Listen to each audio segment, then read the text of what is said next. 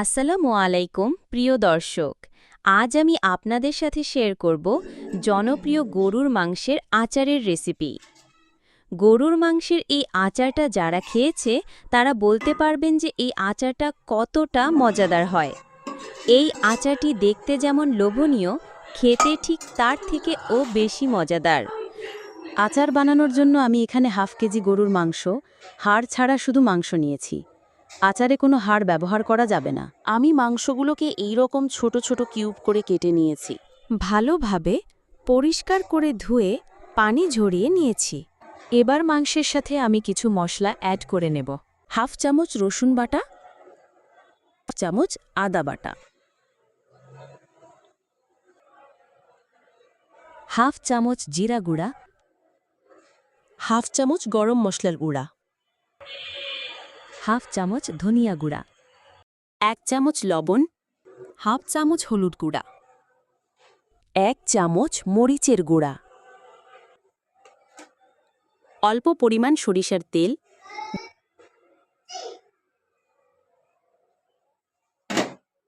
এবার সবগুলো উপকরণকে ভালোভাবে একসঙ্গে মিশিয়ে নিব।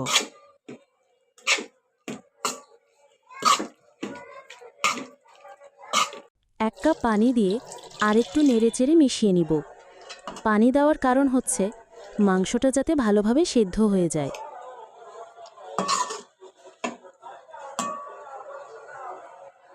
এবার একটি কড়াইয়ে মাংসগুলোকে ঢেলে নিয়ে চুলায় জাল ধরিয়ে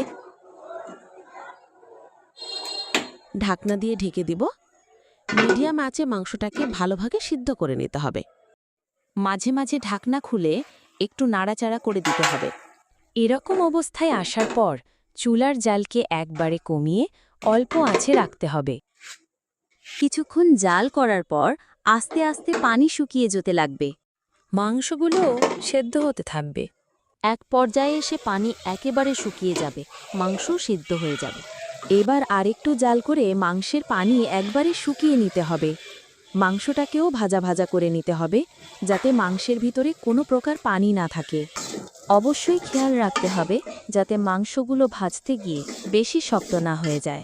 এমনভাবে ভাজতে হবে যাতে মাংসে কোনো পানিও না থাকে, আবার মাংসগুলো নরম এবং জুসি জুসি একটা ভাব থাকবে। মাংসগুলোকে কড়াই থেকে নামিয়ে অন্য একটা পাত্রে রাখতে হবে। গরম কড়াইয়ে থাকলে মাংসগুলো শক্ত হয়ে যেতে পারে। এবার চুলায় একটি পরিষ্কার কড়াই বসিয়ে তাতে বেশি করে সরিষার তেল দিয়ে দিতে হবে। চুলার আঁচটাকে মিডিয়াম রাখতে হবে। এবার তেলের ভিতরে কয়েকটা আস্ত শুকনা মরিচ দিয়ে দিব।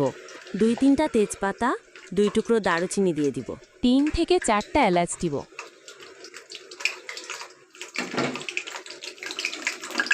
বেশ কিছু আস্ত রসুনের কোয়া দিয়ে দিব। এগুলোকে একটু ভেজে নিব।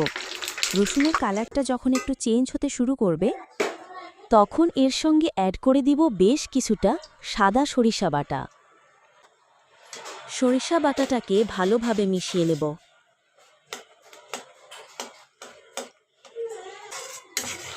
এক মিনিটের মতো জাল করার পরে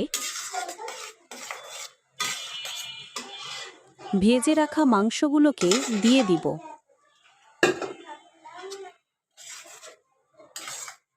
মাংসগুলোকে ভালোভাবে মিশিয়ে নিয়ে 5 মিনিটের মতো লো হিটে জাল করে নেব।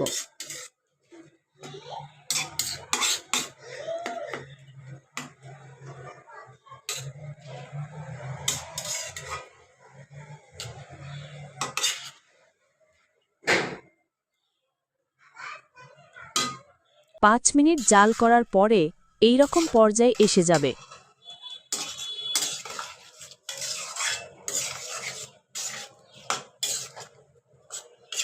এতে দিয়ে দিব তেঁতুলের কাঁই। তেঁতুল ভিজিয়ে রেখে তেঁতুলটাকে চটকে তেঁতুলের বিচি ও খোসাগুলোকে ফেলে দিয়ে রসটাকে ছেঁকে বানিয়ে রাখা তেঁতুলের কাঁই 2 টেবিল চামচের মতো দিয়ে দেব।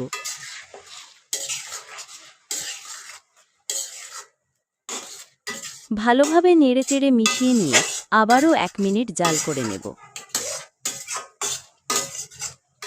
একেবারে শেষ মুহূর্তে এর সঙ্গে অ্যাড করব 5 ফোড়নের গুঁড়া। 1 চামচ 5 ফোড়নের গুঁড়া দিয়ে নিব।